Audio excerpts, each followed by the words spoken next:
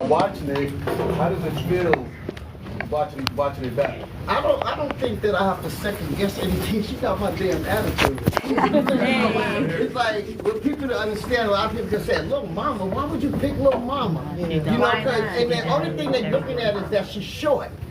But she had the same color eyes I had. You know, my attitude is just like mine, and I'm a little rougher.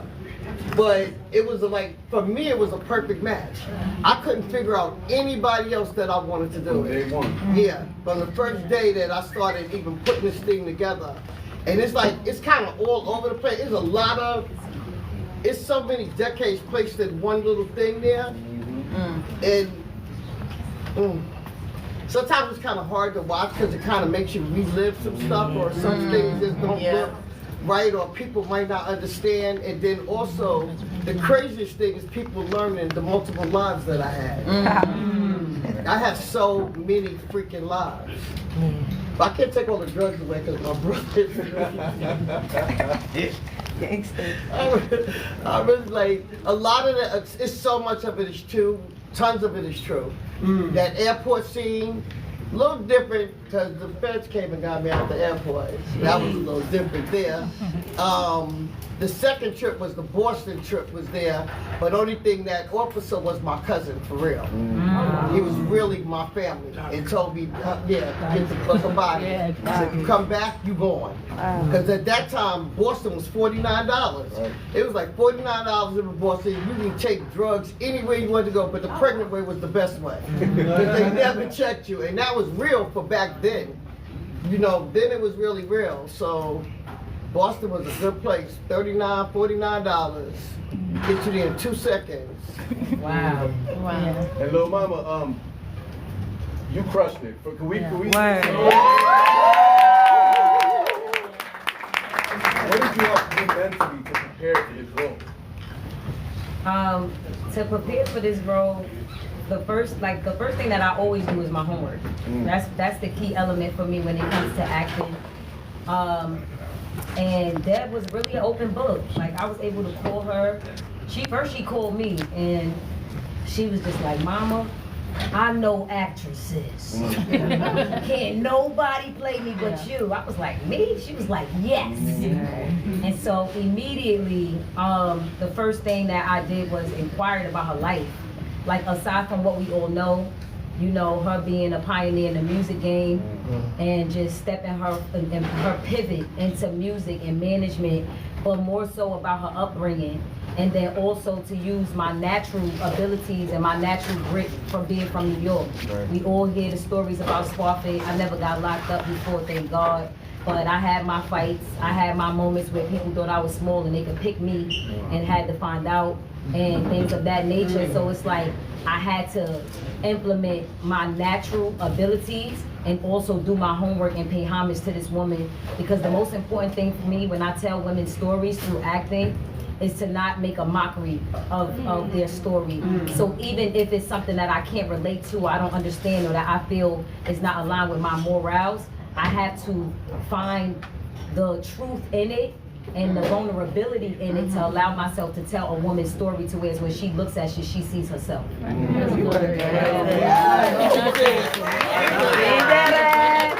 did it. I think she did. I know she did an excellent job. E722, if anybody been to Sparkman, that was my room. Hey girl.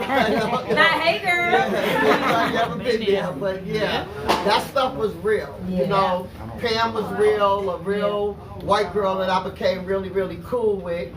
And everything there, like those parts there was true. Those that do know me, because I know a lot of people was like, yo, where's everybody at? Because I got a lot of siblings, okay?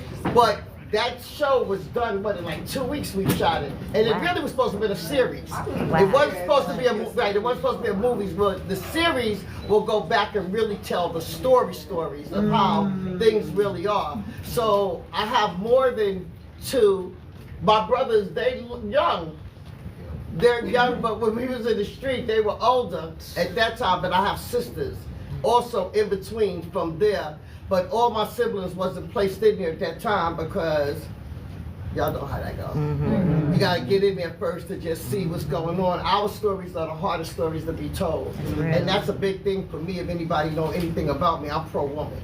Yes. Like anything dealing with women is really big for me, and that's what I'm dedicating myself to, is telling the story of a lot of women that are out here that have done a lot of things that nobody knows anything about. So I'm gonna start with me.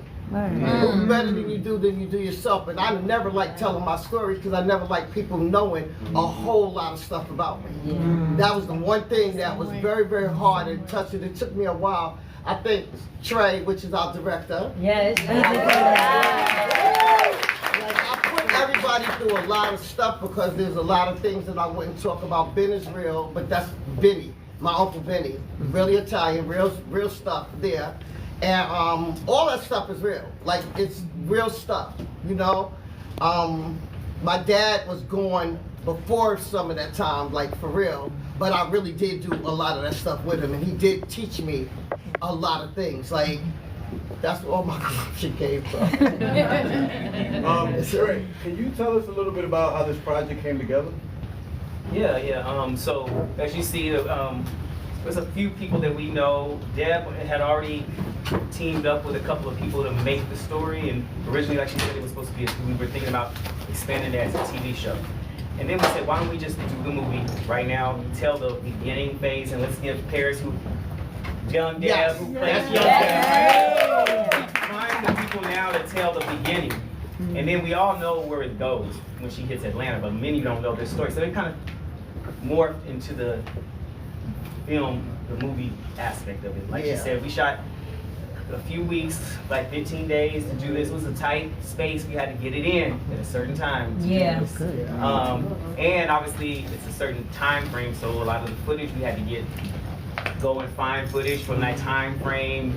There's buildings in New York that ain't there no more than here today. You know what I'm saying? So we got to go get all of that and just try to find a vibe to it and still make it entertaining. You know, we see a lot of movies that touch on a lot of stuff from the streets. But I said, let's like lift it up to another level where we can still make it entertaining, where you still learn something from it, and still, like you said, like let's just make sure that Deb is taken care of and seen in the correct way.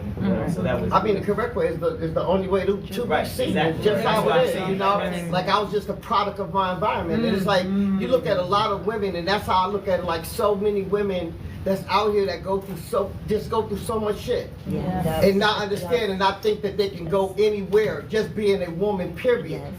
But I can't really wait till we really get into this show. I bust my ass. That's right. I mean, I bust my ass to do. I might didn't do everything correctly, but I got some correct things in my life. A lot of correct things in my life. You know what I'm saying? But I had to do what I had to do. I was a product, literally, of my environment. We was on welfare. My mom was a single mother. You know what I'm saying? Raising all of us. She's still in that same house to this day. We never got evicted. We never went through none of that kind of stuff, right? To this day, from 1969, my mother's been in that house. Okay, and she wasn't the most educated woman or whatever, but all the stuff she learned, we really taught her.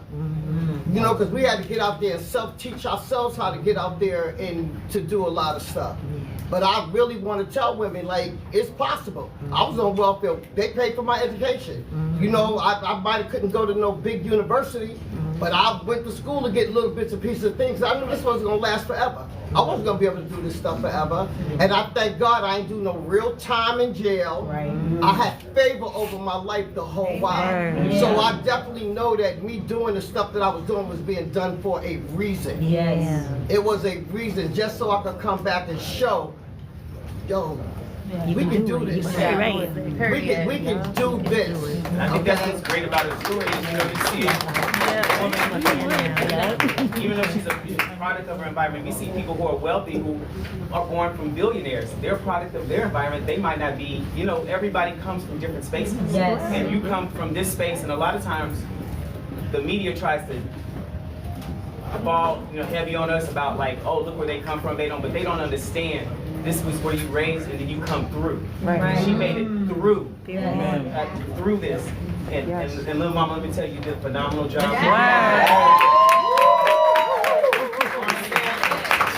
Everybody actually did. Like, I everybody really, like, it's so crazy because it was hard. I couldn't even be on set really because I was here filming. Yeah. I was here filming the girls. Yeah. Doing Deb's house with the girls, so they had to wing it and really do it, and we on the phone like talking and going back and forth and stuff.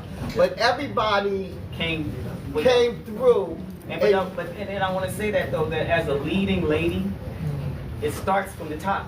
Amen. She comes in and she says this is how, she comes in with strength, and everybody just comes in and they just fell in with you, and made sure, and they all believe in your story. They just love your story, and they want that story to be told, and the passion that they all felt for you, they were all kept asking, is this what, we want to make sure it's right. We don't want They was calling like, it was like, it was great. It was like, it was really, really good. Like everybody played, it was almost like, damn, how the hell the heaven wasn't even born. Right. And they did so well, but technically it's all about stories somewhere along the line. Yeah.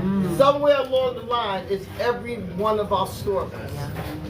And Deb, you know what? I know you, and the reason why you're always staying relevant, right, is because you live in the future. So now for you to have to go back, what was the most challenging aspect of that? I think admitting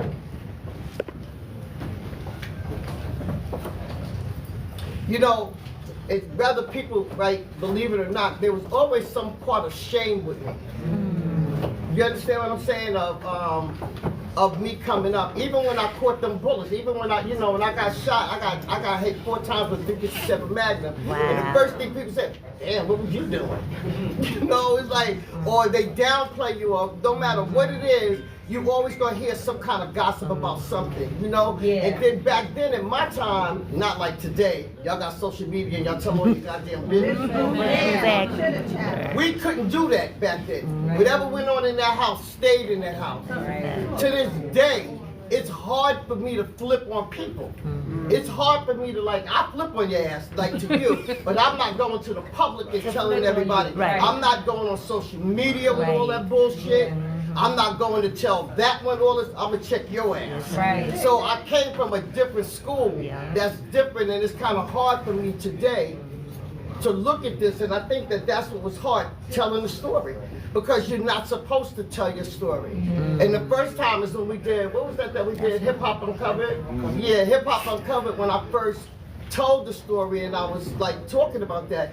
Even me talking about me ODing was one of the hardest things to sit back and talk about. Was damn, because at first my mother, when we did FX, my mother was so hurt because she was like, how you think they're gonna look at me as a mother? What the hell? No, it's you know what I'm saying? It's I didn't get that. So even before this, I had to let all of them see, because one of my brothers, it took him a minute to watch this, because y'all have to understand that there's so much emotions there, and there's a lot of stuff that went on.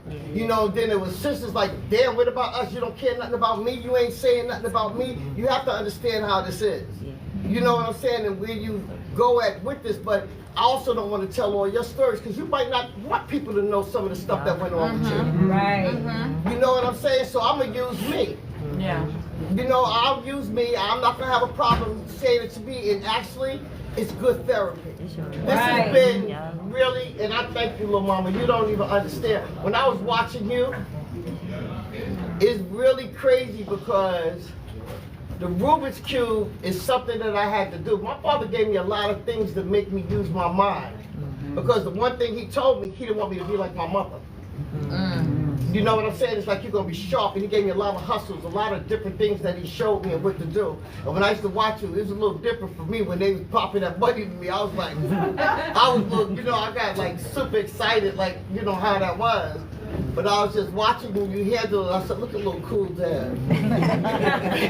But I would be in a corner counting my money, stashing it and putting it somewhere, where nobody would know that that's there. And maybe I could get something from the store, or not walk in the store with a food stamp. Right. Because we used to stand outside the store waiting while everybody went in the store. And we wasn't going to the store to carry the food stamp in the store, or them coins. And I cannot wait till this series goes, because I really want to show that, the embarrassing parts of all of that kind of stuff. So some of that money helped do stuff for us. Lil Mama, what did it mean for you to play this role? For me, It was honoring for me, baby. yeah, it was an honor for me. For me, it was an honor. For her to Yeah, do that. I'm gonna say I agree with that. When women trust me with their stories, I played, for the most part, I may have about 6 to 7 films, and maybe 1 or 2 of them are fictional characters. The rest of them are real women. And like Deb said, this is therapy, you know.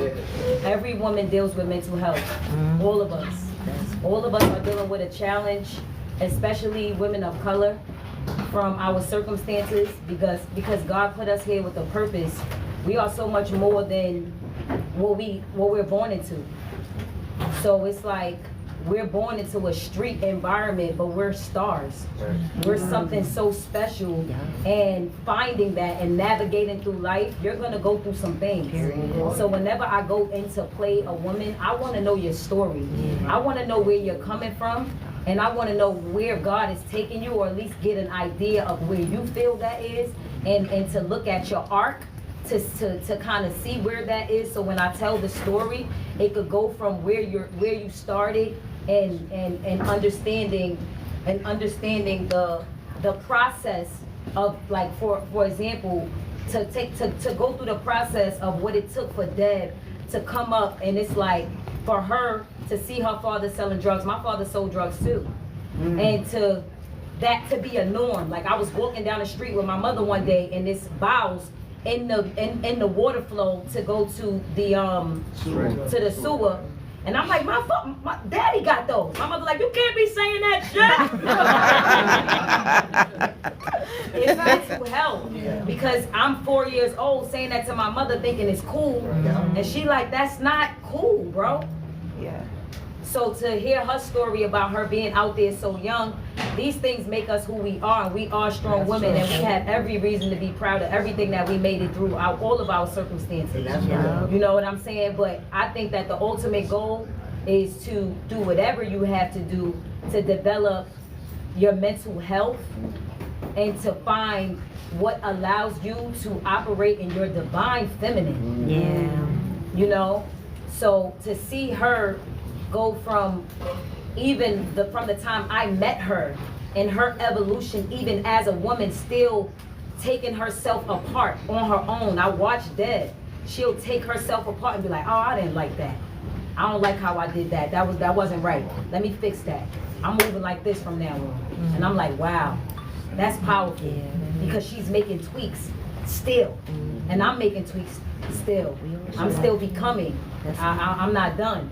And so for me, the most important thing is to make sure that people feel a human when they're watching, that they feel the evolution, and that they feel the purpose. She has so much more to offer to the world, and it's important for me to show people where it came from and where it started, where it's headed, and to let all of the women know of all ages, because there's no time on time. That it's on. It's like always. It's constant evolution. And so I hope I'm answering your question with this. No, you're doing very well, because that's a big thing with me, and especially women when they start becoming older. You know what I'm saying? I'm overgrown, and it ain't over with for me. At all. My audience, I have a very young, as old as I am, my audience is young. Yeah. I have one of the youngest audiences ever that's still there. Yeah. You know what I'm saying? So it ain't like a whole bunch of old people. No, it's them all right of, there. it's all of us. It's everybody is sitting right there, and I still learn from young people. I still make mistakes. Yeah. I'm not inhuman. I'm not perfect. Yeah.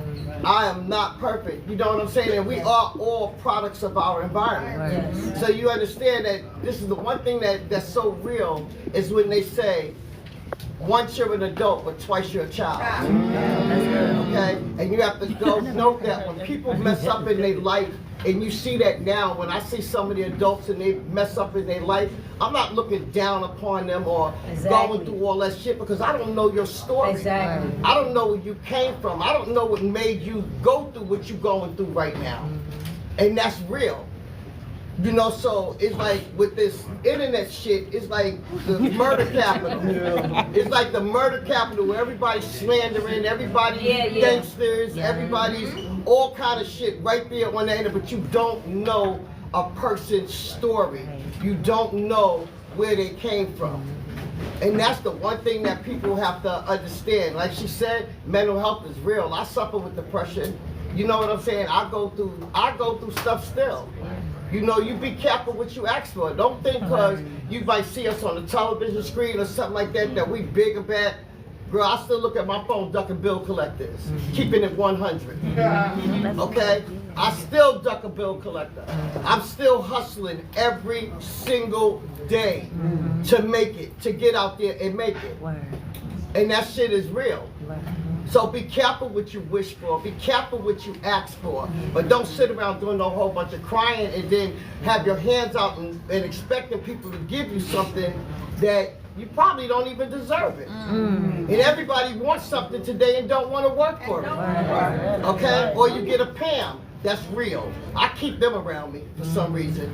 Don't know how to keep their legs closed. So that's my slogan, legs closed and pocketbooks open. That's my slogan.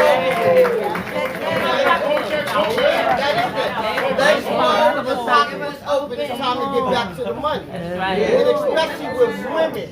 Like that right there bothers me because y'all don't understand how powerful y'all are. You don't understand the powers that y'all hold.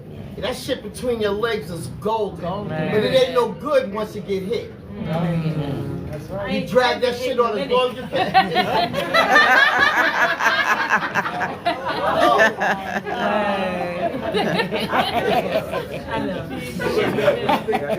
We know that there's a lot more to the story, so what can we do to make this successful? Like, what's our call to action to keep this thing pushing? Shit, watch the damn shit. Give me them numbers. Right?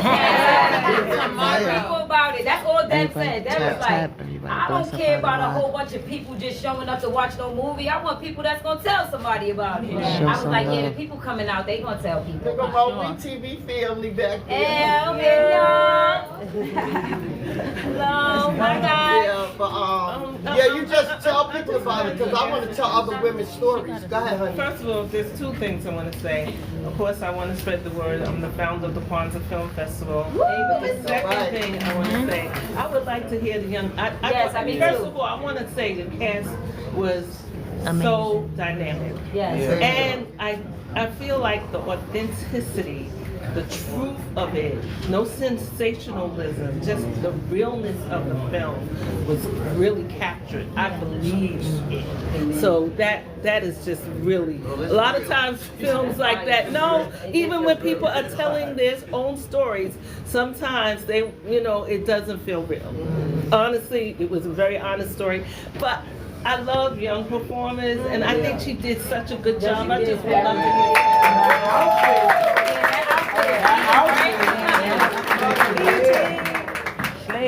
So do we have a question for Paris?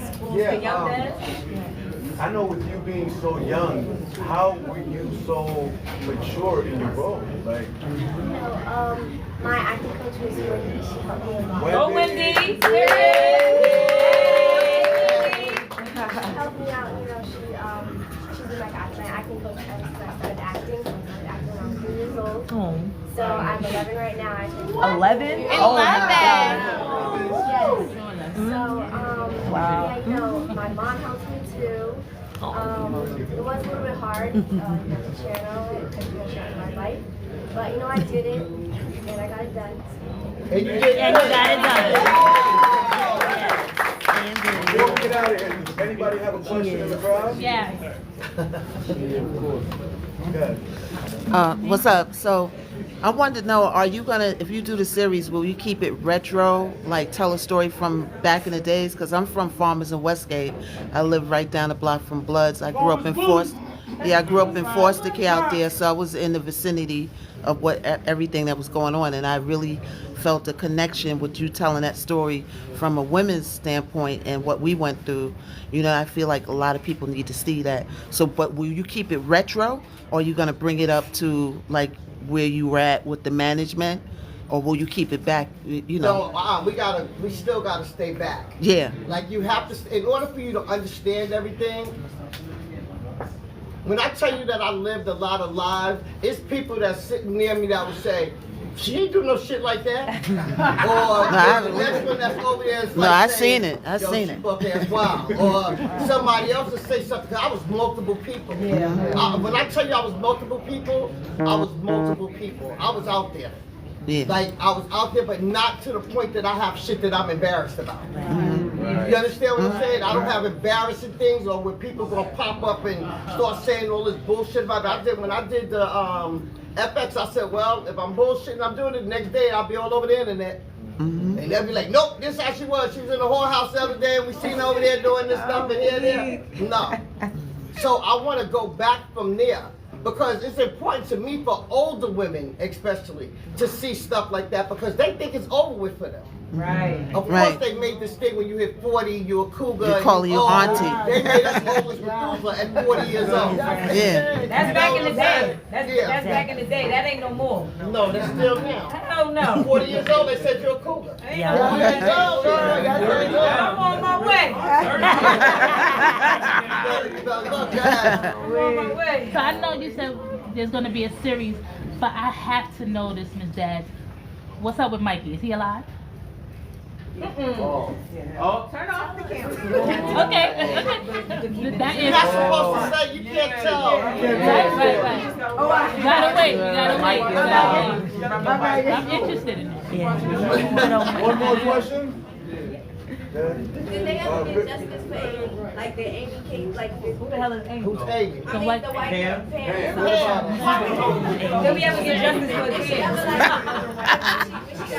See, that's why you gotta press this. That's why y'all gotta watch the series. You gotta watch the series. Yeah. And you gotta press this because it's so crazy because there's so many years built into one story. Right.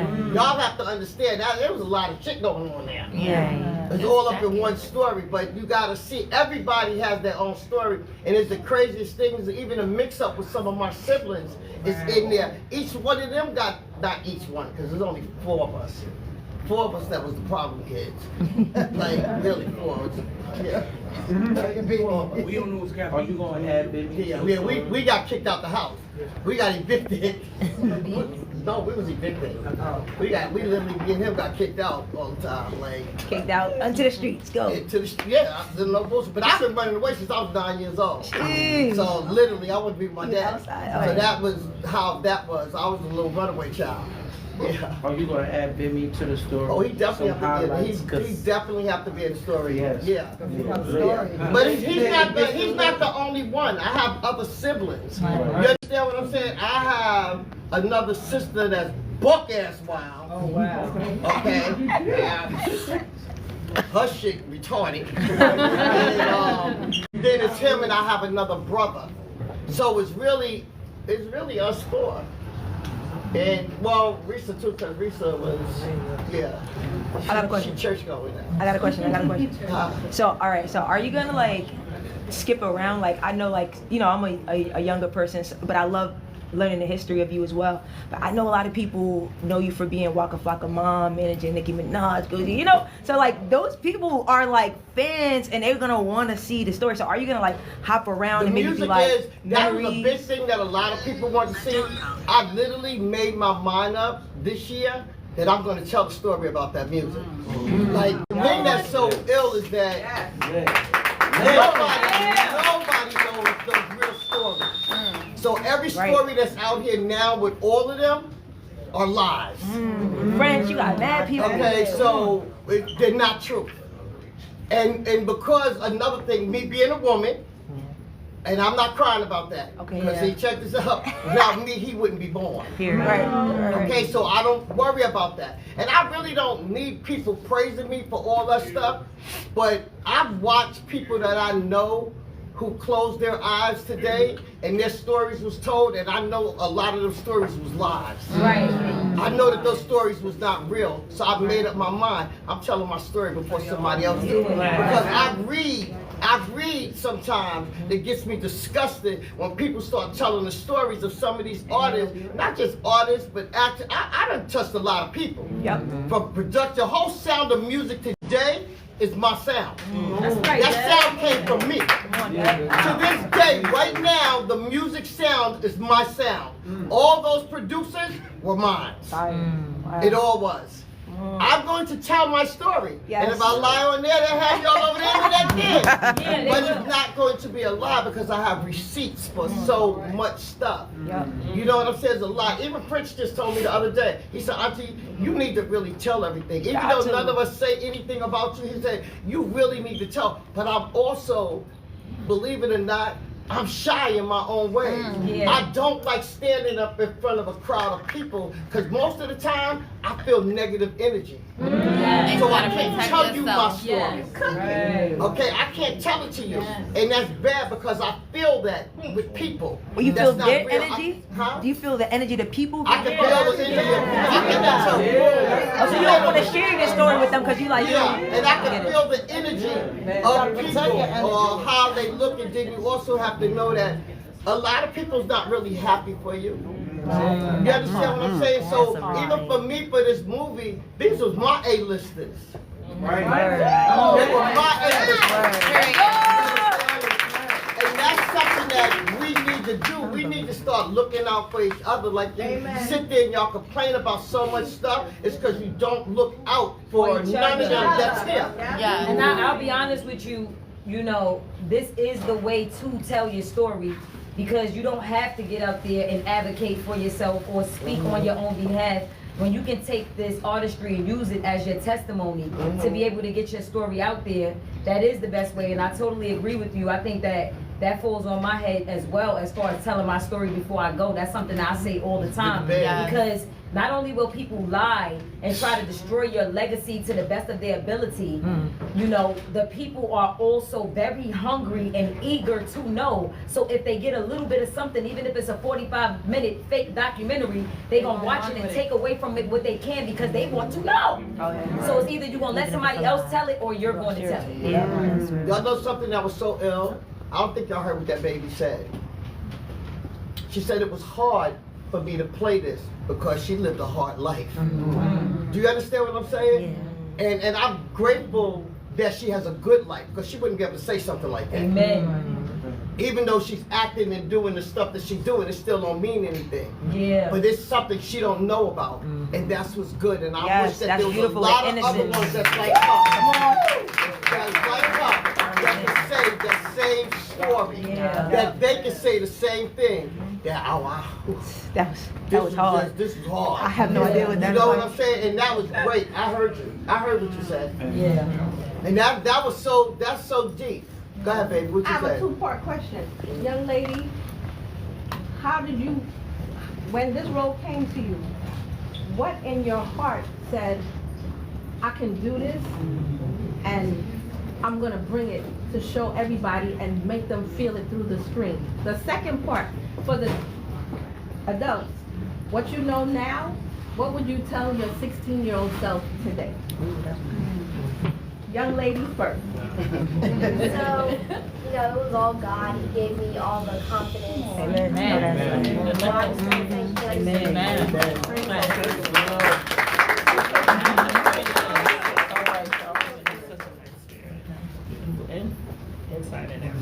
That's a great answer. That's a great answer. That's God. Let me share this with you, even with my life, and there's a lot of stuff that a lot of people could say, oh my God, I don't regret the things that I went through because I wouldn't be who I am today. That's So I don't live on saying, if I was 16, if I was this, if I was that, like what I wouldn't do or how, I don't go through that. You understand what I'm saying? I'm happy that God did use me as a vessel, you know, and I went through a lot of the things that I went through. But guess what? He brought me out of it. That's it. And I came out of it so I could sit here and tell a story or help somebody here. You don't know who in this room I might turn around and help. You understand? And that's a good feeling. Like even when I walk the street and somebody will tell me, oh, I listened to you on this, or they came to something that I was speaking at, you know, and it was like, thank you so much. Or even when my son, shut your mouth. Even when my son committed suicide, the amount of kids that came to me and thanked me when they seen my face on Love and Hip Hop, like they couldn't do that to their mother. That they thought about it. Or parents that have came to me, you understand, and was crying because they was mad. Oh, people were mad. Network, they was mad. Don't you talk about that. Black people don't kill themselves. They don't commit suicide. You understand? And when I went and admit my son committed suicide, that was a big thing. I went through a lot behind that. Right. But I didn't care. Because I know I don't want you to feel what I'm feeling right now. You understand what I'm saying? And I slept on that. I didn't believe him when he was saying stuff. I took things for granted. And we take a lot of things for granted. You know, and that's just real. It's a lot that I've been through, that I went through it for a reason. There is a reason. I don't question anything anymore. Even when it gets really rough, I said, oh God, would you hurry up and bring this rainbow across the line so I can just stop going through this, you know, because I know that there's something good that he's planning for me. But I also have to be disciplined and stop not listening and not paying attention to what he's telling me, because I want to do what I want to do. You know, that's just it. Somebody come, I'm feeling sorry, and I just want to do these things. Can we make some noise for Miss Deb?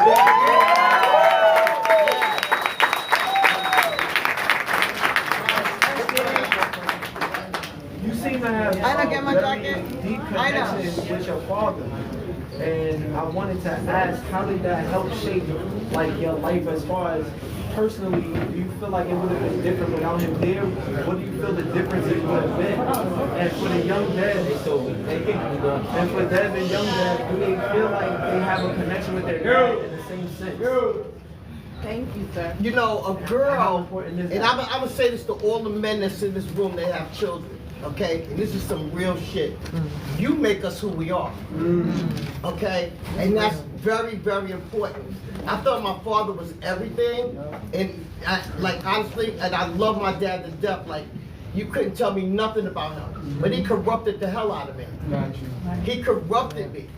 You know what I'm saying? I don't blame him. Like, at one time, I used to be upset because, Dad, I could have been this person, I could have been that person, you know what I'm saying? Instead, I had goals to be the biggest drug dealer in the world. That was my goal, to be a big drug dealer. Like, that was the biggest. It wasn't about music. Music people wasn't nothing. They wanted to be us. That was the part that was big at that time. It wasn't about music. But I didn't have that little girl's life. Or I'm not able to sit there like her at 11 years old and say, ooh, that was a hard life for us. You know what I'm saying? No, I was in the life. You understand what I'm saying? So I didn't have time to look at something else and see something different. It is what it is. And who knows what it would have been like if he was here now. I don't know. With the things that I was doing, boo, he probably would have been joining forces with me with some of it. You know what I'm saying? So it's no telling. I couldn't tell you that. But men need to understand, and especially with their girls, you design the man that we look at. You design how we feel about different things. It's that man. And that's just real. That's just real. There's no way for me to tell you anything else because he's kicking up daisies. So I couldn't even tell you how it would be. I don't even imagine how it would be. My daddy was a hustler. So with all the stuff that I have, because it didn't stop there with drugs and the numbers and the credit card games and checks and all that other kind of shit, he might have joined me. You know what I'm saying? So who knows? Give it up, guys.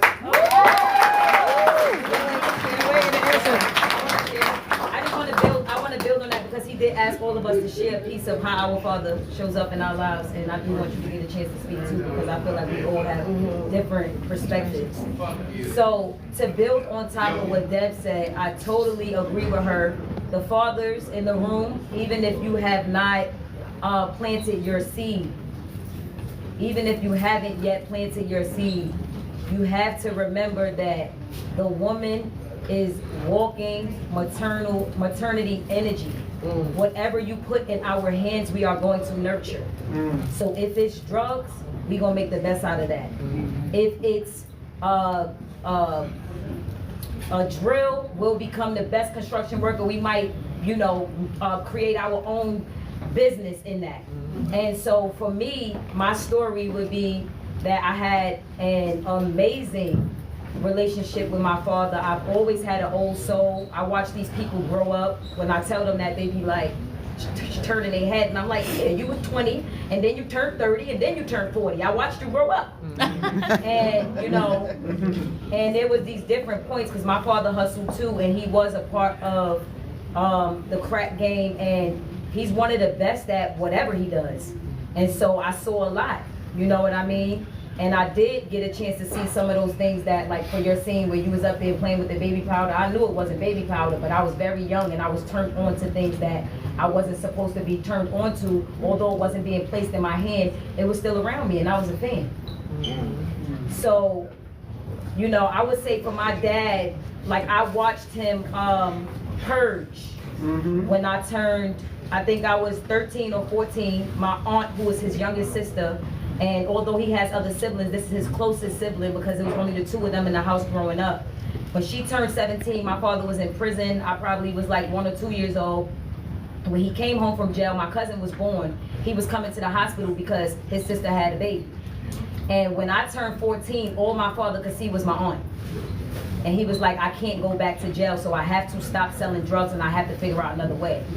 He had a mentor who put him into construction, and my father has been in the construction game since.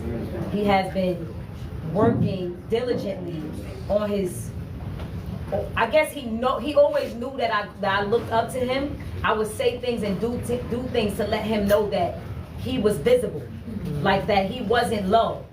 So even like, you know how somebody go smoke outside and they come back in the crib and the kid is sniffing you too. They know what you're doing. Ain't nothing low, you know? And so when I told him that I started writing poetry in the 1st grade, and my mother was a singer and my father was into music and he had Familiar Faces, he had our own, you know, record, they had their own thing going on. They had Paula Perry, they was moving and shaking, and these were celebrities in my eyes because of how much they was shaking the town. I let my father know straight up, I want to get in the studio. I write rhymes.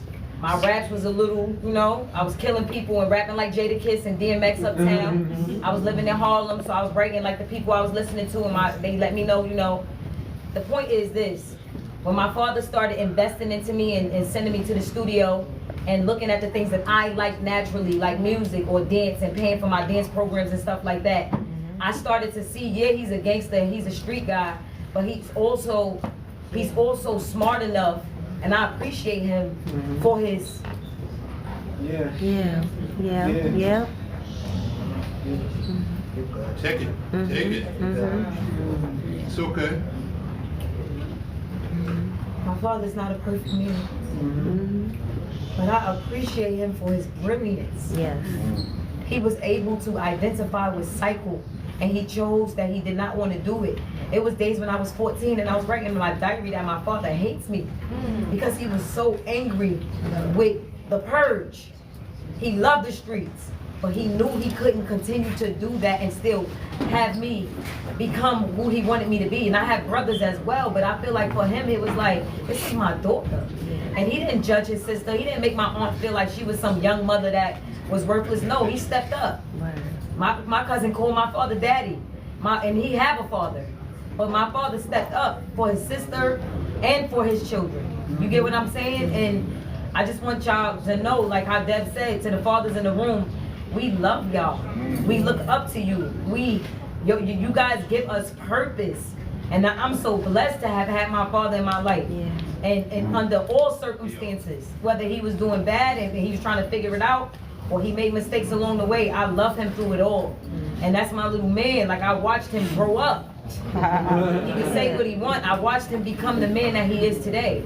And so, yeah, I thank you for asking that question, because fathers are so important. They are very much so. And on that note, women, y'all got to step up to the plate too. Yes. So that these men can be somebody. Yes. Yeah. Y'all can't keep running around here butt ass naked. Right. Okay. Going up against your daughters. Yes. Doing half the things that y'all doing, and expect that man to respect you. Y'all want to get respect. Ass shots, butt stinking now that got people going through that. But I'm dead serious. Because everything, the way stuff is turning now, is terrible. It's not good. Women are not good now at all, even for these men. Half the women don't know how to cook, can't make that man a meal. You know, you can't do anything.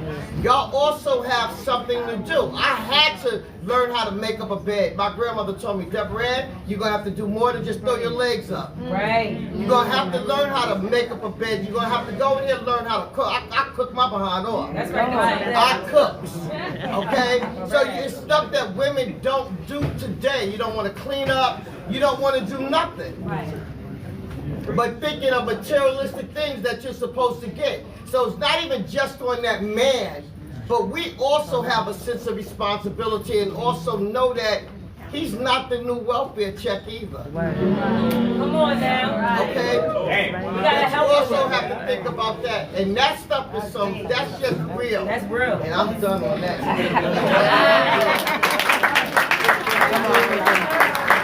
We got 200 people in the room. Everybody bless us on this knockout. We get some good content. We at the premiere with Deb, Lil Mama. 200 people. You guys, Paris is gonna share before we head out. So my dad, he actually was earlier around.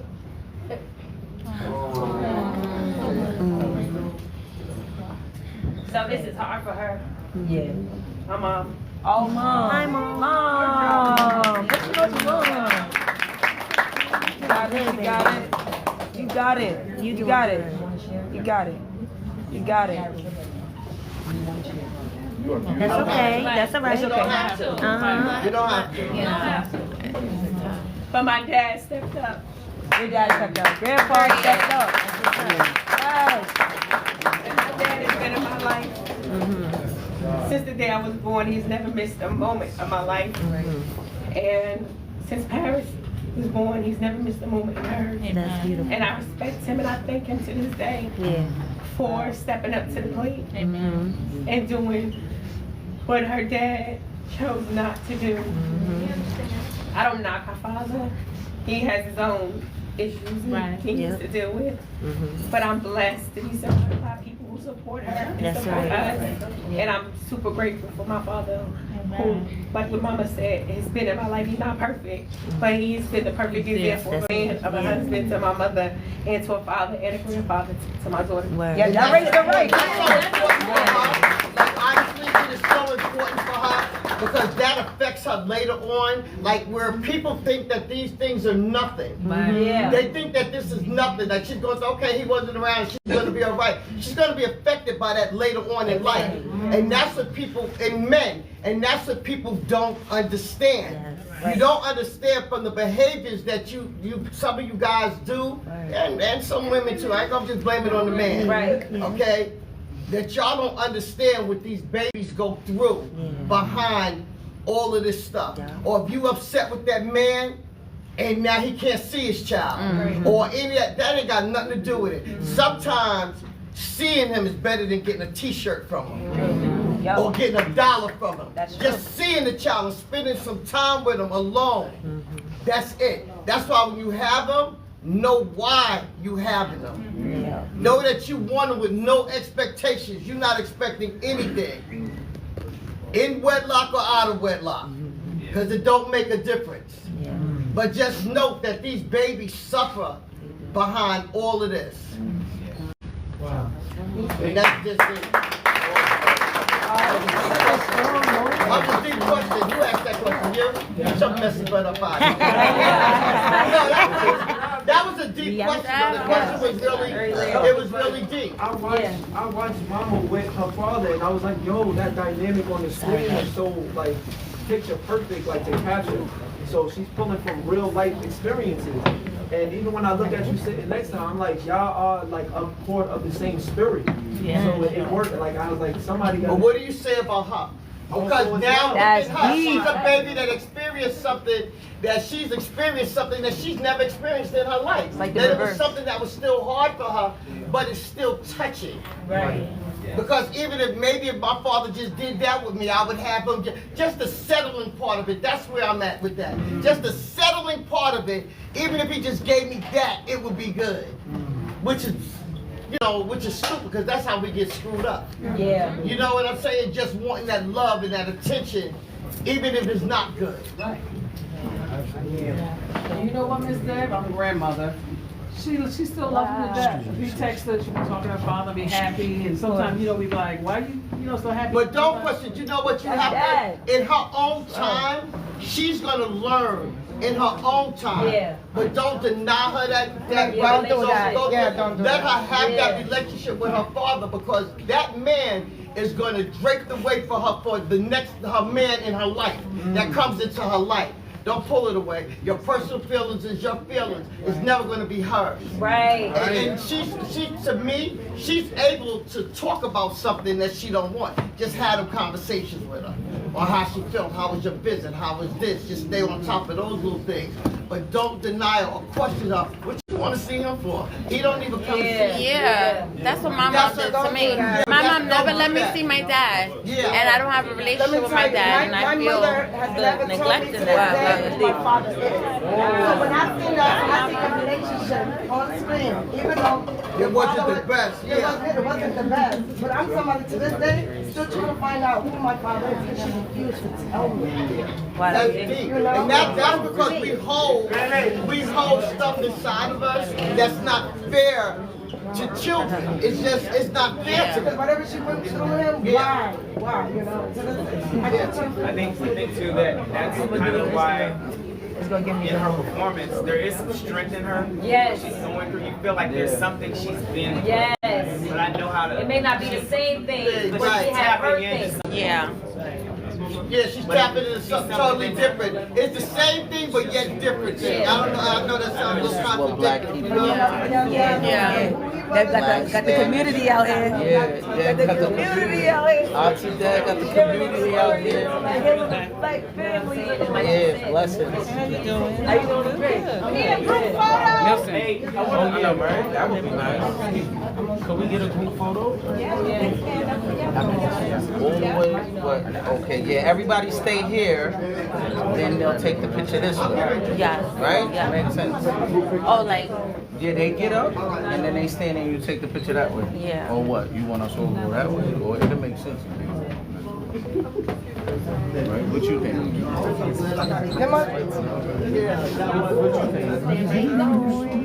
That's my jacket. And I don't know, in my good bag. That's right there where your bag was, girl. Right there, the only one, that one. yeah. Ooh, that was deep. Yeah, right? That was deep.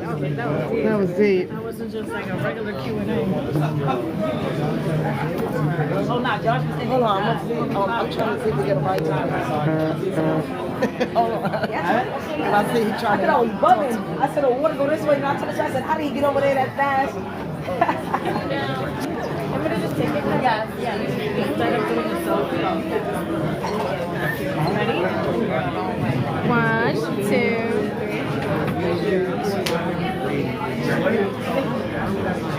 Okay. Come on.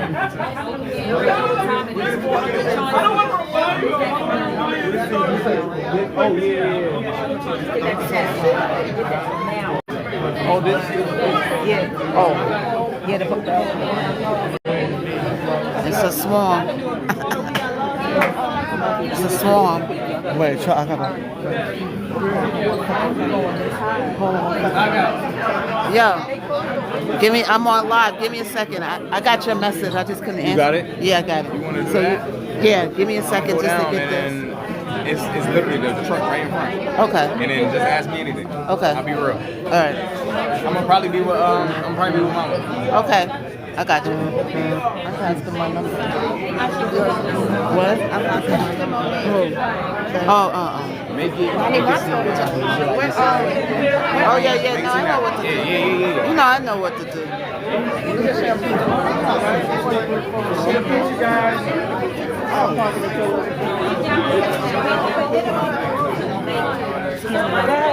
I'm trying to get out of the way.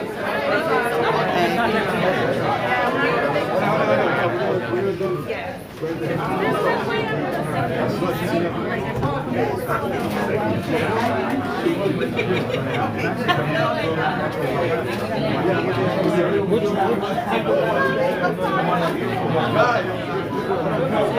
we go, guys. We gotta get the picture. All right.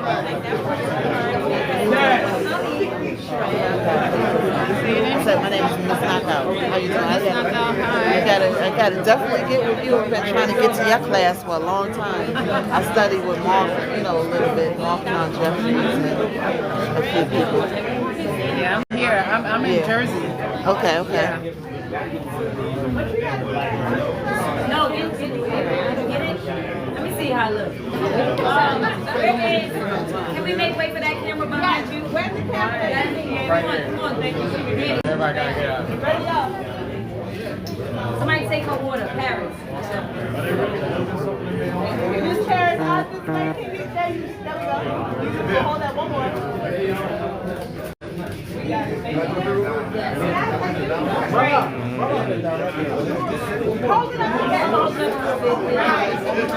Thank you. You want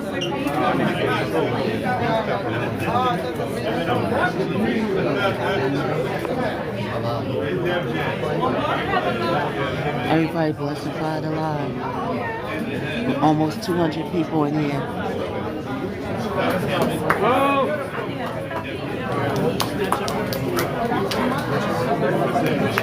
Hey guys, let's take this home for the spot, guys. Bel Air, I think that was nice.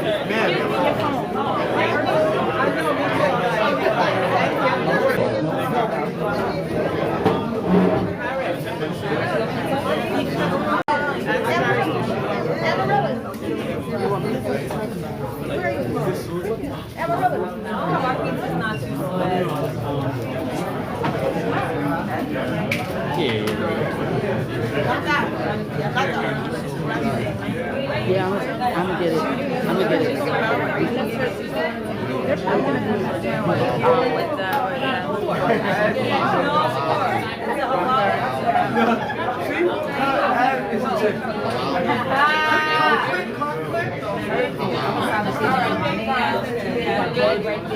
To the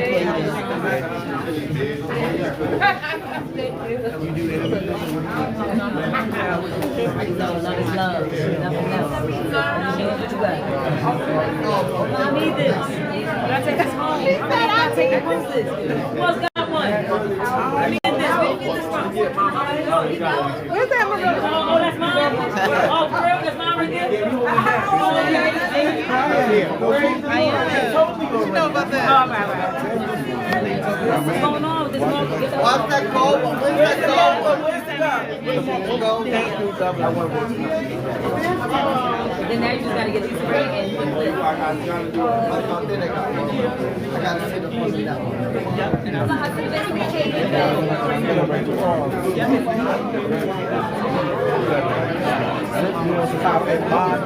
Thank you.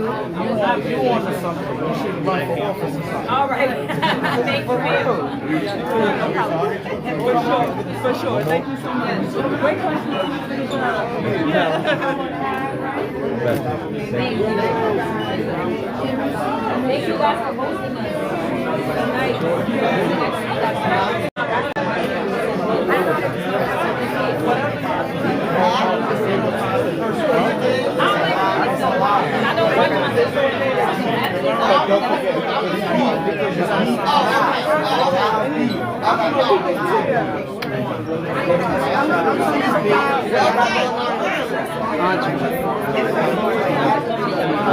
There's too many people, like, you know how to do it. There's too many people. I'm from around that way. No, I just want to,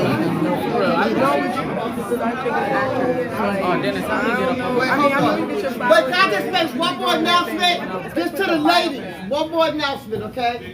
I don't know who follows me, but if you follow me, watch my internet. I'm looking for women's stories that I want to tell. I don't want no stupid, dumb, whatever story. I just have real me stories. Great. That I want to Baby daddy.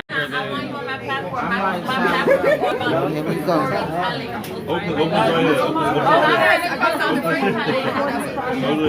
I'm so sorry, my love. What up, Dad? I went to PS140. You did? I went to PS140. This girl right here did her ass off. And she got the kids. She got the kids, yeah, she's good. She got it. Yeah, I did. I went to PS140. Once you bring all the kids out, Dad, I'm telling you right now, whoever did anything, you let me know, I'm gonna let them know. All right? Yeah, this all-star. That's the troublemaker. This one gives me a troublemaker right here. It's my baby. It's my baby right here. It's my baby. That's mine. I just saw the dynamics, like, I see the spirit and the energy of how, yeah. Because nobody else did after when some people seen this, they was like, oh my. Because I'm going to write, so listen, I'm going to be putting it out there. I'll go with my meeting on the 6th, and then I'm going to start looking for my stories, short stories of women that I want to, for real, everybody tell me. But I want to tell stories with something that they don't do, that they bury us back, that's done a lot out here, but people don't really 50? But what time do they take the last person? That's why I'm just texting them. So I want to leave and go straight there right now? I talk to Kevin because I'm going to pick people. It doesn't matter who knows. Just make sure you follow with Deb. When she put out the story time, it doesn't just matter. spam her. I did the same thing what they did when I did Deb's house. When people would take me because they knew people and they wanted to get them on the show. I don't do that. What I want is what I want, and I don't want to know you to do that. I can't tell you that. All right, well, my story until I see it. I don't want you to tell me that, but until I see it. But I'm gonna tell you this: I got a lot of your stories already. A lot of your stories I have already. I received the Holy Ghost, and I used to full time into homosexuality, until God delivered me. I used to sell a lot of drugs, do a lot of crazy things. I feel the Holy Ghost today. I ain't got that story. And I'm with Bishop Hezekiah Walker, and I'm a minister now. And I do what I need to do. I own a bus company and a food cart, and I'm doing my thing. I love that. Wow, sounds good. Hey, Tom. So, but look, you ready? You want to take a picture with Deb? All right, on. All right, Deb, take a picture with on right. Deb, put that down. Put that piece of there. Take a picture with on right quick. The Trump thing. Yeah, troublemaker. You want a picture? Wait. Move, girl. I want to leave it. I'm editing. Edit. Now, Lil Mama, you send me that picture? Lil Mama, send me that picture? All right, I will. Hey, Deb. All right, y'all, let's go. Let's on. Come this way. We gotta move. Let me get my picture with you so you can. Lights on. Let the lights on, because this is a big one right here. Lil Mama, I'm holding you responsible for this one right here, okay? She's like, I love you too, for sure. Do you mind giving us a good photo, Mama? Can you Let me get in there with y'all. All right, hurry up, because she got to eat. Come on now, that's it. It's the last picture Deb taking. We got one more. We got a gift for you, Deb. Deb. What's the video? Yes, it's a video. We got Mama and playing the role of Deb. What is what's it called? Don't let Lil Mama tell y'all anything different, because you know she a thorn on my side. I cannot get rid of this woman. I'm walking to Apple. Look, I'm walking to Apple. First thing won't say it.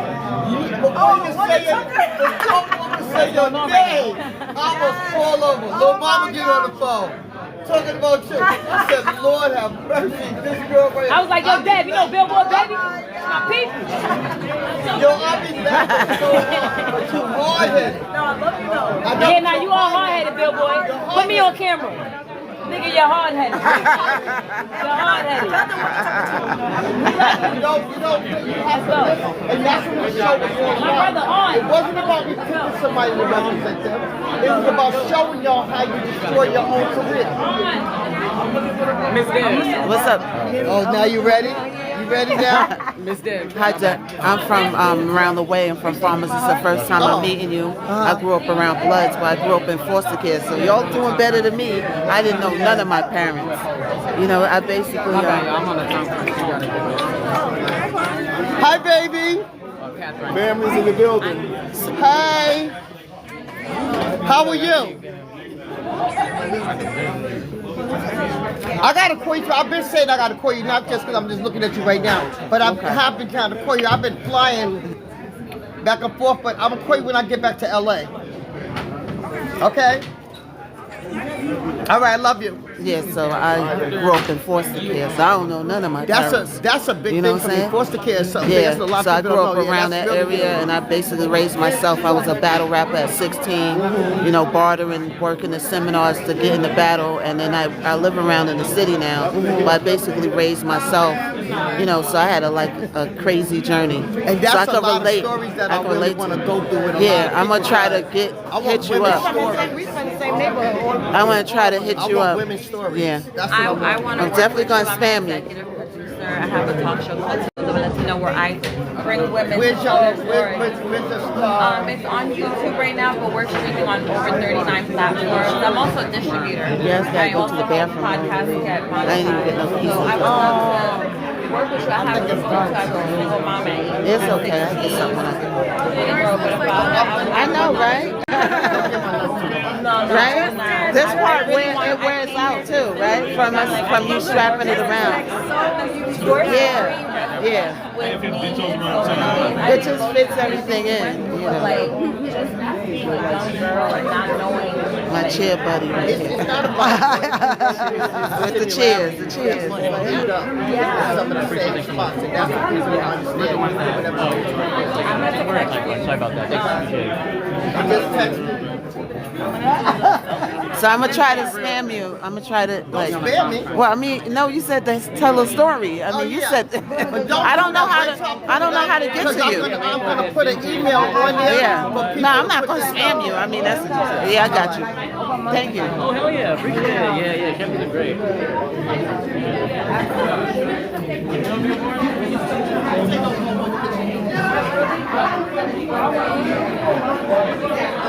No more pizza. Just put a bunch on the plate and tell me to take it. Oh, okay. I'll take them. Thank you. I just decided, there you go, see? Thank you. Lifesaver. I was trying to get these shots. Yeah, I was asking him for the menu. I was about to go buy something. He was like, no, you're not. And just put it on the plate. He said, you better eat this.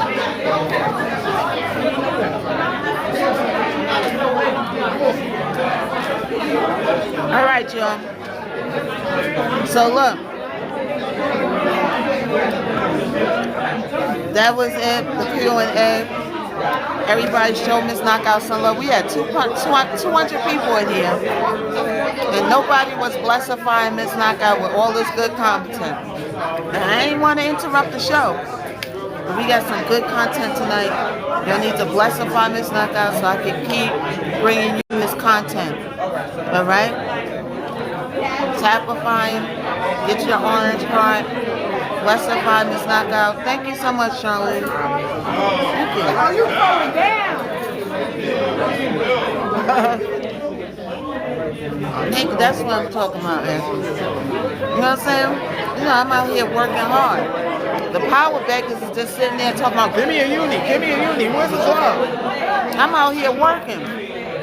So show some love. You know what I'm saying? She said she's gonna put an email up.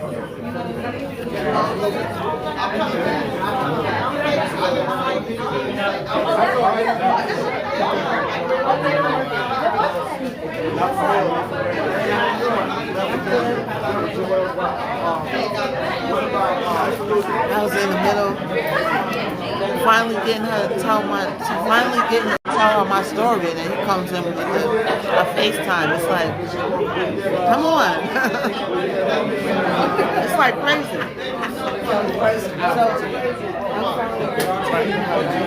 FaceTime in the middle of the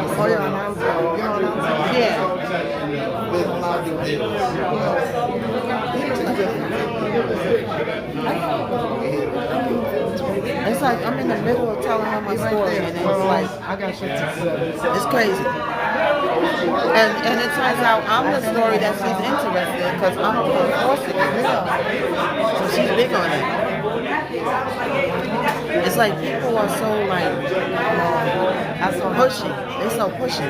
I'm trying to like get to her and then here, these are the people that come forward to me, and I'm like, it's alright, I give them my number, I still come on. I'm like, I got a real story too. Oh yeah. That Times Square kid shit is off the chain. 42nd, yeah. I used to be in the group home on Linden and Farmers. There was a group home next to the school. I know what you're talking about. And then I used to go down to the old boys group home. Like, I was in foster care when I was 5, but I feel like my parents. Everybody paid, show Miss Knockout some love. We're still here. They paid some people to get me out of there.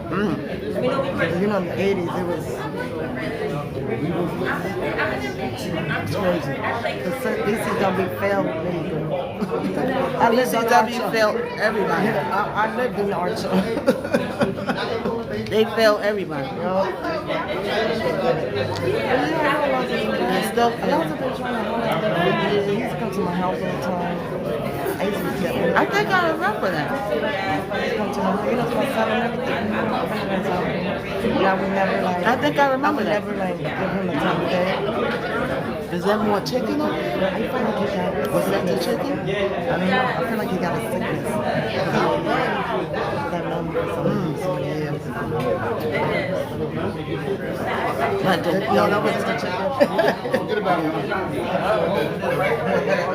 Oh, by the way, somebody. Yeah, no, she gave me some. So everybody, did y'all enjoy the Q&A? Thank you so much. Hey, clean sir. It was dope. Gets more chicken. We get 200 people in the live, right? Let's go. Like, share, like and share. You know, the power bankers, they just sit there and they just like, look, I'm giving good content. It's like the clock, it's like, we gotta push ourselves out. That's crazy. You know what I'm saying? I don't want to get a day job because then I can't come back here and give good content. So it's 200 people in the live and nobody's showing no love. This is crazy. And I work really, really hard. I mean, I do a lot of good content. It's like the rich, oh, he's about to go down. Okay, wait a minute.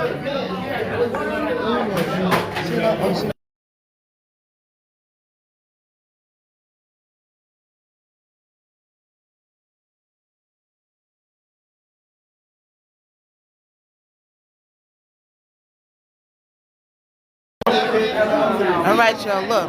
We getting ready to pack it up. We getting ready to leave from out of here. All right? Let's knock out on the check-in. I'm probably going to go live early tomorrow. I'm going to go live early tomorrow. All right? So I will see y'all early tomorrow morning. If you're new, make sure you follow me. All right? If you're new, make sure you follow me. All right? And I will see y'all tomorrow. All my new people follow me. Yes, we in New York.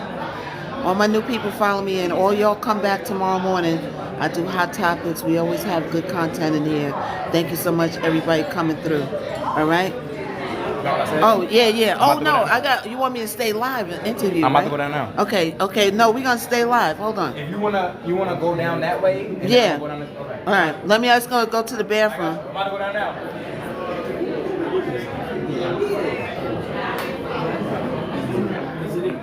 Okay, we're going to stay live, right? We're going to stay live because Diddy's cousin want me to interview him, and he got some exclusive info for us. So we're going to stay live, so stay in. Hold on, y'all. Hold on. 1 second, y'all. 1 second.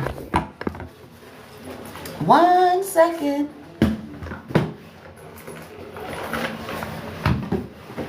One second, y'all.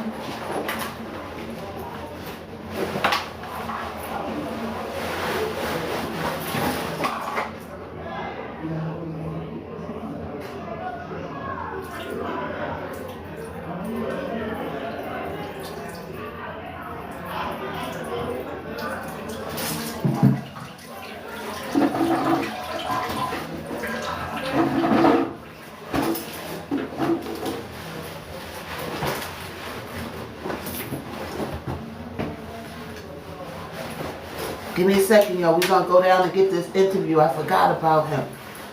So hold on, y'all. Hold on. Hold on.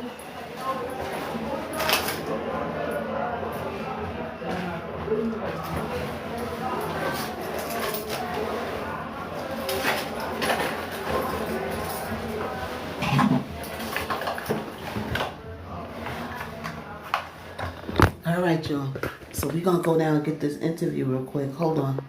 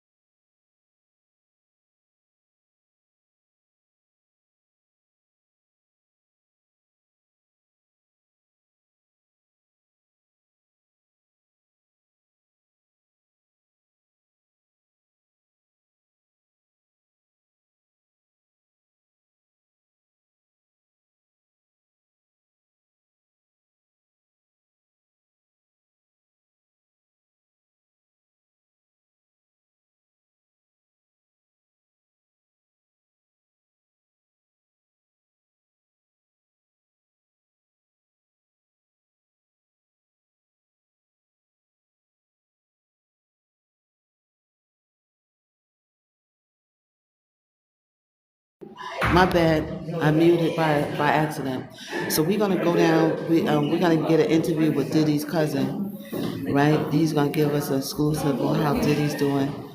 I told y'all Diddy's gonna be out by this year. That's my prediction. He's gonna be out by this year.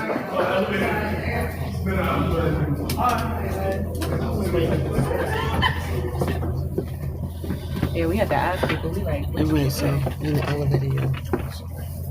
We had to ask people. We like. Anyway, so in the elevator, y'all. We had to ask people.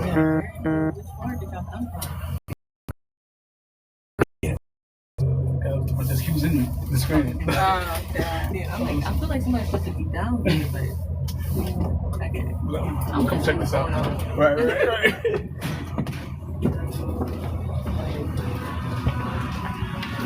All right, everybody. We still in here. We're gonna do a couple of things.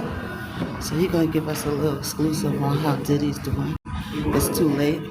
But we're gonna get up with him another time. He's gonna get him on the phone just for me because they remember I was outside. Yeah. And then the flowers, I'm gonna sit in the seat. Yeah. I'm gonna put that. What else we got? Oh, Ready? Yep. Do it, come on. Ready? Mm-hmm. We wanna go. It's up to you, wherever. Come on, let's do it. Come on. We can do it. You wanna do it here? Yeah, it's good. All right. Let's go against Here we the go. black. We got hurry up. So yeah, so tell everybody who you are. Feel me? I'm Christian McMiller, Michael Jackson on Broadway. Just got booked to play Sam Cooke in a biopic. Wow. So we lit. Right, and tell them your relations with Diddy. So Puff like my main guy. He was a mentor to me. You know, just as far as Charlucci has talked to me and been able to be a helping hand to me. And like I said, with Puff even being in confinement right now, he definitely still a mentor to me for sure. Yeah. So now you've been keeping up with Diddy. Let us know how he's been doing. What his mind state is. Puff still got a high mindset. You know, they moved up his release date, and we still think we're gonna get him out, a little bit earlier than that. So yeah. I definitely feel like, especially with everything that's going on, with him being in there and getting rid of the drugs and the alcohol. Yeah. Just being him, I feel like definitely he's gonna come out a better man for sure. Yeah. And then he's gonna get back. You feel like he's gonna get back to business? We still gonna rock out. Bad boys for life. You feel me? We gonna rock out. We gonna rock out. Love. Yeah. And then you also sing. Do you put out original music and stuff? No. So right now what we're doing is I have an album with the MJ the Musical, and now I'm doing an album for the Sam Cooke biopic. So wow, that's big. I'm super excited for it. I can't complain at all. Yeah. It's produced by Terrence Howard. So wow. With it being produced by Terrence Howard and me being in it, now. I feel like we gonna do the damn thing. And when is that gonna drop? 2027. 2027. Yep. Okay. Yep. Wow, that's It's big gonna be right lit. there. It's That's gonna be big. lit. We lit. And then hopefully 2027, you know, the premiere, you'll see Puff there. We gonna be a family. We gonna rock out. Yeah. Yo, that's big right there. It's Yo, love, congratulations. It's love. Yeah. Feel me? Congratulations I on appreciate that knockout. Yeah. Look, give me a hug. You know, I stayed in the middle like a fiddle. Oh I yeah, was we fair. good. We good. I was fair. I was the only one that was fair. So, you know, that's why everybody loved me. We gonna rock out. Yeah. When I get Puff on the phone, I make sure to call you on my other phone so y'all can hear it. Okay. I got you. Yeah. All right. You heard that, right?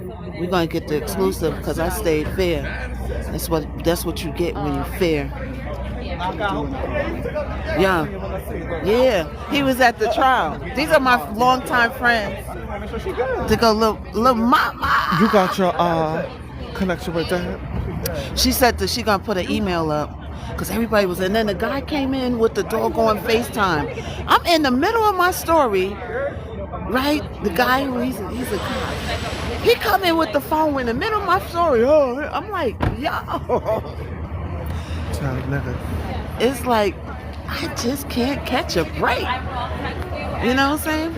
So yeah, I'm good though. She said she's gonna put an email up, but she said she was interested in my story because it's foster care. Right. Child, You know what I'm saying? care for how long? And yeah, I didn't even get to that because the camera phone came. FaceTime. I'm like, there was a lot going on. Bye, Mama. Let me get my purse. That's how I'm gonna have my purse with me, and my phone is in there. Well, we're all going. Okay. Bye, Mama. No. Why do we all go in that car? Knockout. Bye. She gonna get in right here. Y'all are doing better than me. I don't know any of my parents. Oh, yo.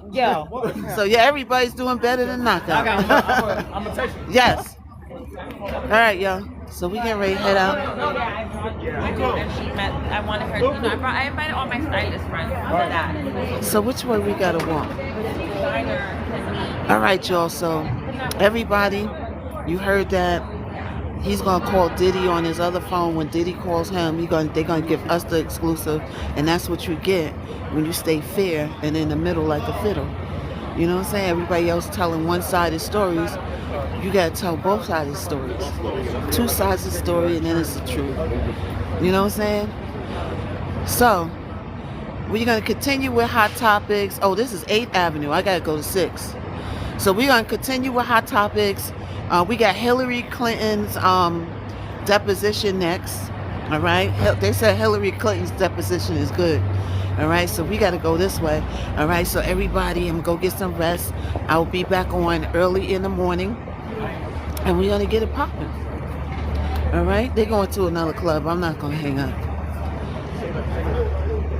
His brother got to be with you. He's going to ride this car. Safe travel. I'm going to take y'all to the train with me.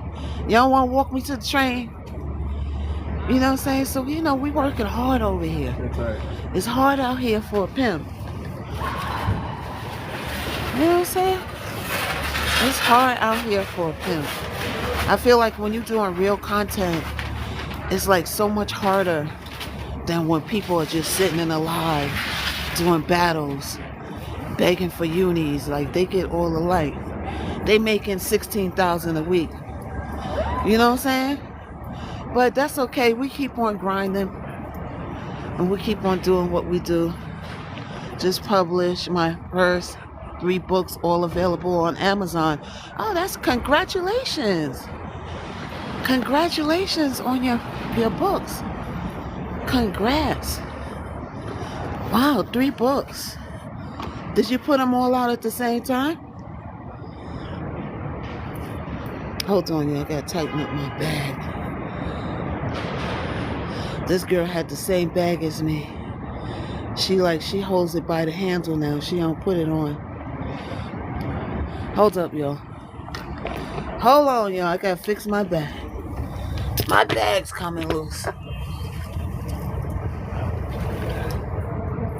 So we're gonna walk. Y'all fell. Did you bump your head? You bumped your head? Hold on, y'all.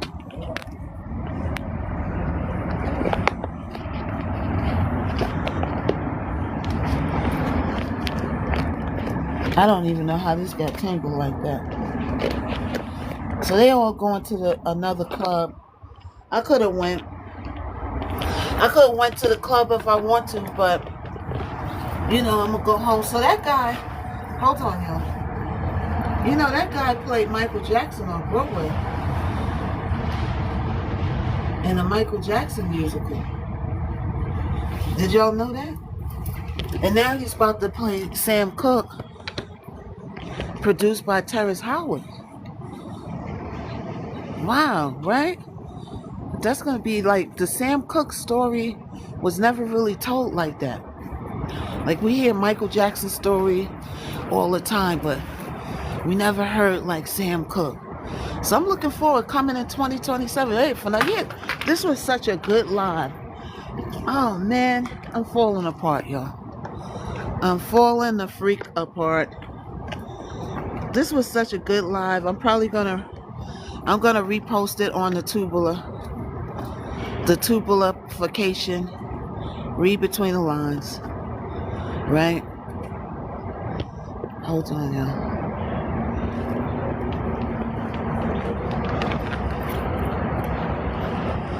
Hold on. I know this thing is gonna fall out again. Wait, hold on, y'all. I gotta sit y'all down, man.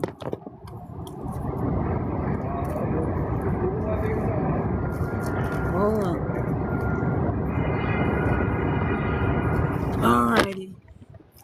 Yep, that's all gonna be on the Tubular because I can't edit it. It's too long. The footage is too. Well, maybe I can edit this. I think this is only an hour and 26 minutes. So, oh, see, I dropped it again because I can't close my bag straight. Hold on, y'all. Hold up. Drop my battery again. God damn it. Let me get it together, y'all. Hold on. Let me get it together. There was so many people getting that dab. It was like so many freaking people. It's like to get a word in. It was like, hello, can I get a word in? And then I'm finally talking to her, right? And the guy comes in with a FaceTime. And then it turns out I'm the story that she's interested in. It's like, hello. So, you know, but you know, I made my mark, right? Stay calm, your time is coming. You're so right, Aileen. You are so right. That's the perfect words that I need to hear right now. Stay calm, your time is coming. Cause you know me, I be venting. But that's perfect. That's the perfect thing I need to hear. Stay calm. Your time is coming. Those words are like gold. Those words like calm me right down. You know what I'm saying? Because when you work so hard and you feel like you're still in slow mo, well, you're 100% right.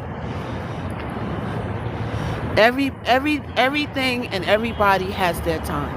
Everybody. You're so right.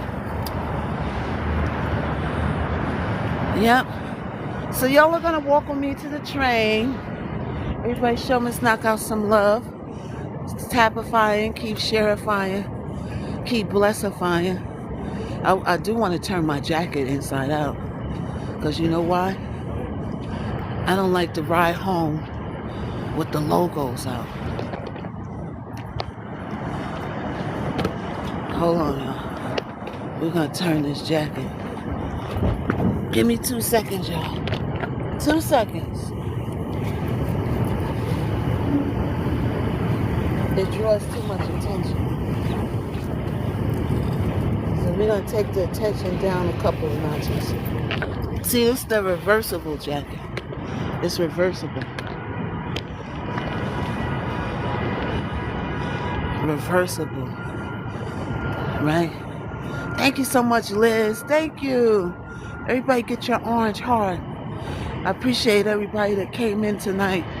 It was such a good live. It was such a good energy.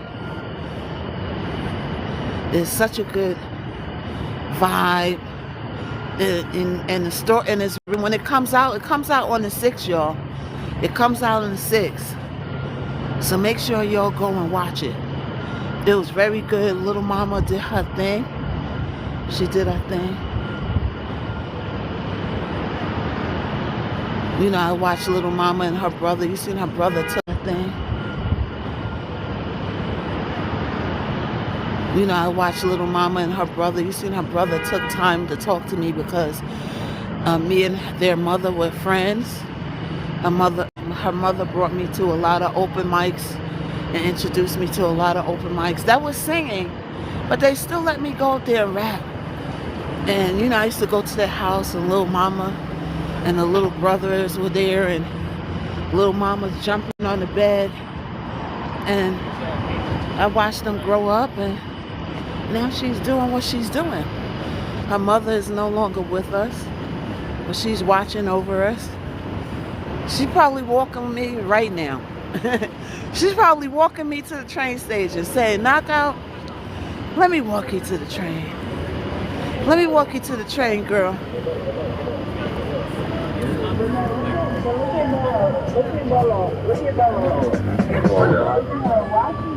You know what I'm saying?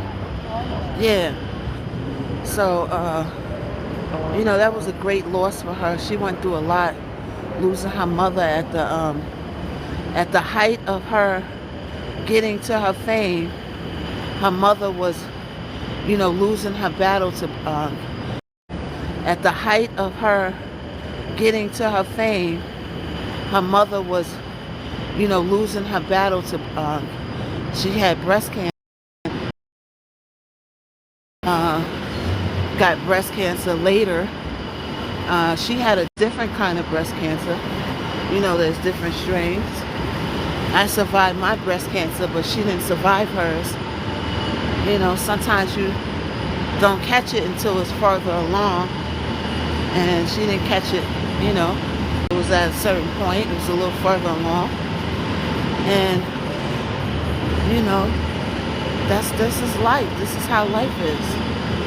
So, you know, imagine coming into who you're supposed to be in life, and then, you know, you're losing your mother. And imagine that. A lot of us can't imagine because, you know, everybody didn't go through the same things. You know? Wow, you're a survivor. Definitely a survivor in many ways. That's why I think things are tougher for me, because the universe wants me to be tough for, thank you so much for the gun. Thank you. Thank you, Liz. I think the universe wants me to be extra tough to prepare me for what my next chapter is. And I believe my next chapter is music. Because, you know, it's a lot going on with that song. Listen, I gotta fix my bag again, y'all. I gotta fix this damn bag again. It just won't stay tight. A lot of things are happening with that song. That song is moving.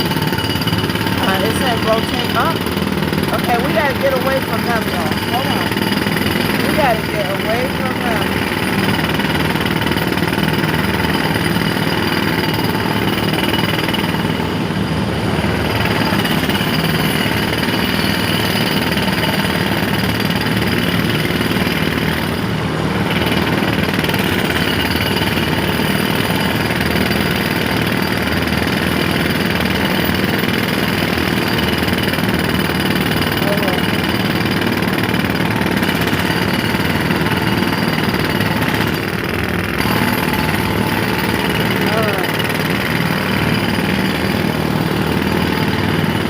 Drilling like a mother, y'all.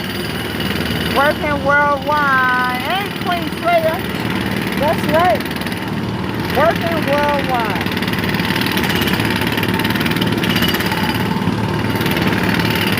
Okay, hold on.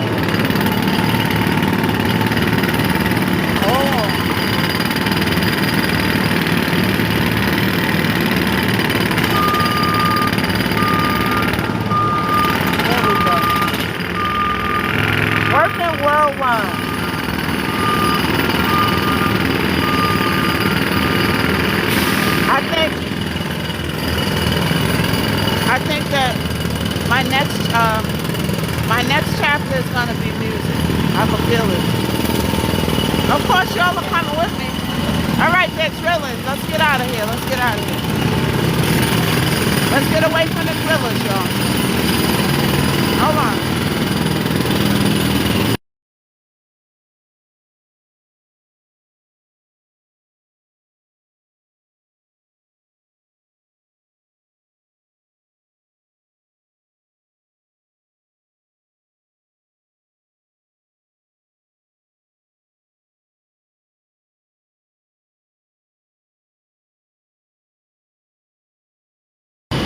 I wanted to get away from them.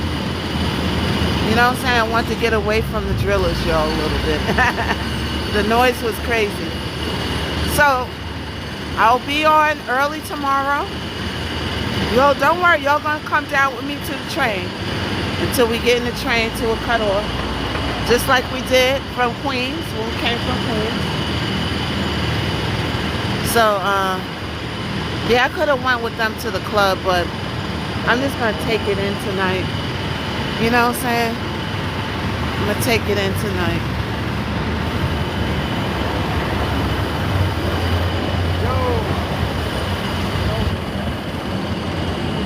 And we're gonna test out the evening. I'll be coming on 9 p.m. Cause y'all said y'all be at work in the daytime. You know what I'm saying? So I said, okay. Well, we're gonna test out the evening. Where is Heidi? Heidi went home. Heidi went home. Heidi managed. Heidi said she managed to give Deb her number, and Heidi actually has a good childhood story, because Heidi grew up homeless in Times Square in 42nd Street. She's a 42nd Street kid. So she was homeless in 42nd her whole childhood. So that's a good story. She got a very good story that needs to be heard. So she was homeless most of her childhood, running around 42nd Street. That's a Netflix show. And then Deb says she's interested in my story. I grew up in foster care, and my story is a real Netflix movie. It's a Netflix movie.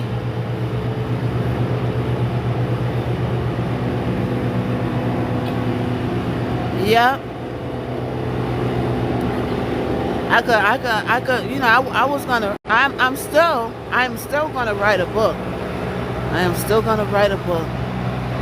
But to get my story told as like a short story form, like this, like, you know, I think this was like an hour and change, like an hour and a half. You know, of course I couldn't tape it because, you know, I didn't want to get in trouble for showing it. You know, people got to go watch it. And I don't even have that channel. I mean, I'm going to find it. I'll probably watch it again so I can watch it at home in a quieter environment. So I'll probably subscribe and watch it again. But it was a very good story. I was like, wow, Deb did all of that? I was like, wow, Deb caught a body? What? Deb caught a body. Deb got shot in the chest? Hey, everybody's streaming. They streaming, I'm streaming, they streaming. All three of them were streaming. I should have asked them what they was on. It's called ALLBL.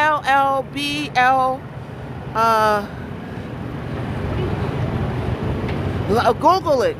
I don't want to get the channel wrong. But it's like ALL then BLCK. It almost looks like all black, but it's not. It's spelled different. But you can Google it. It's called Deb Is Boss. But you can Google it. It's called Deb Is Boss. There it go. Lizzie put it to comment. Let me pin a comment. It was a real good story. It was really gangster.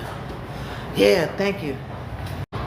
Deb's story was really gangster. Yeah, thank you. Deb's story was really gangster. I could see it being a series like Power, like Raising Canaan. I could definitely see it like a Raising Canaan. You know? And I like it that she's gonna keep it as a throwback. Even though what people like that, I feel like that should be told in a different documentary. You know what I'm saying? All right, we're gonna rock until it cuts off, y'all.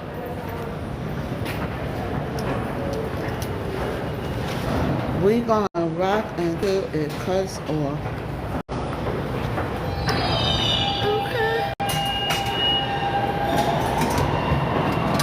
Ooh, that chicken was good.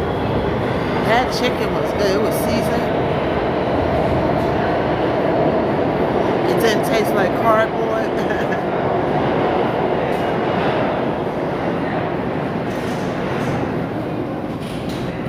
So yes, I we're going when I go back home, but it's so late. We were on till 5 o'clock yesterday morning. So I want to get on a type of schedule that's feasible for me and doable, and so that I could get my other work done too. So we'll come on in the morning. It'll probably be like around 10-ish, 10 or 11 o'clock, right? And then we'll come on like 9. So we'll come on 2 times a day. It was free also. What was free, Charlene? Yeah, oh, the chicken was free. You got that shit right. The chicken was free. It surely was. All the food was free. The drinks was free. The food was free. They put together a nice little event. You know what I'm saying? The girl with the poster, I thought she worked for them. She was so pushy. She was like, this ain't the front row. Hello. She said, press in the front row. And I have a press pass, miss. You know what I'm saying? It's like, y'all are making it. So the girl that was sitting next to me in the pink furry hat, she's on Deb's rap show. Do y'all recognize her from Deb? Do you recognize that girl from Deb's rap show? Her name was Billboard Baby. That's the one who did the battle, and then Deb sent her home. And then Mama said that she was hard-headed. Because she do be out. She was a little calm tonight. She was a little calm tonight, but she do be out there, though. She is a little hard-headed. So she did the battle with the girl, and Deb sent her home. You know what I'm saying? Because she lost the battle. So she was like, you got to go home. Right? Be careful with your... Oh, yeah. Yeah, I'm good. Yeah, you're right.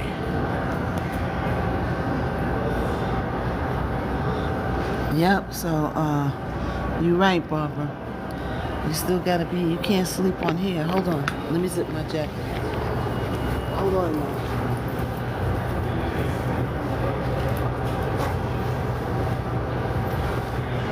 man. You're right about that.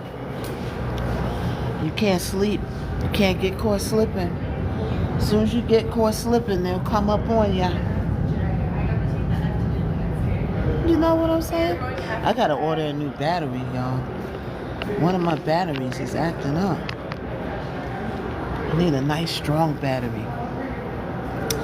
So yeah, so Bill, the girl sitting next to me with the pink hat and everything, she was really nice, right?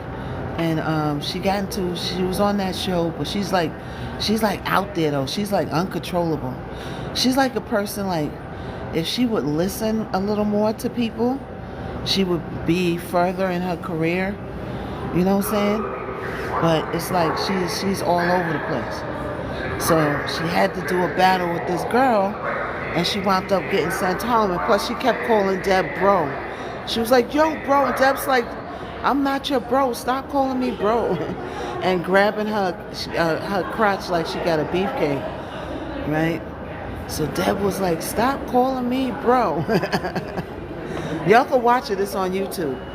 Put in the Deb show, and put in Billboard Baby. And you'll see, like, she was on the show. Like, I wouldn't go on those reality shows. Because when you go on those reality shows, you know, you get embarrassed. Look at what happened to her. She got into a battle, she lost. The whole world is watching it. Hey, LA Lisa. the whole world. I'm gonna re-put this up on the Tubular, on the Y to the Tubesy. So this will be up by tomorrow. All right, it'll be up by tomorrow. So y'all get to watch the whole thing. It's the second part. The Q&A was really good. Right, that was a deep Q&A, boy. That little girl started crying. And look at the girl is becoming a star right before our eyes. She's becoming a star, and her father's not around. And she's like really hurt by that. Like this, to see that girl in tears, man. She's in a show on not on television, but she's on a show, and she made it like further than most people make it. You know how hard it is to get a part on a television show or a series? Do you know how hard it is? And then you got your father is MIA, and he doesn't see you become, who you are because he's not around. And a lot of times, people become famous, and then the parents come back around. And like, look at Speed's mother. I watched the old videos of Speed's mother embarrassing him on camera when he was on Twitch, telling the mother, "Oh, I've reached 30,000 followers," and she said, "I don't give a F about no 30 followers." She used to tell him off. And now look how big Speed is now. She was in he came around to his hometown, because he do the lives where he traveled the country.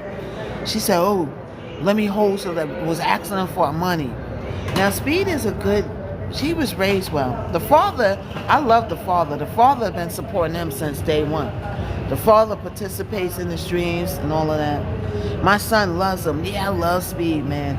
I love Speed, Kai Cenat, DDG. I watch all of them. You know what I'm saying? I watch all, especially when DDG did that stream and he made that album. That was so good, man. It was so good. But Kai Cenat is pivoting from streaming, and I could see it. Like it's a lot of. I feel like they bullied him at the streamers dinner. I feel like they bullied him. Let's see if we can survive the train again, y'all. Let's see if we can survive this train again. I'll stay on. We might not survive it.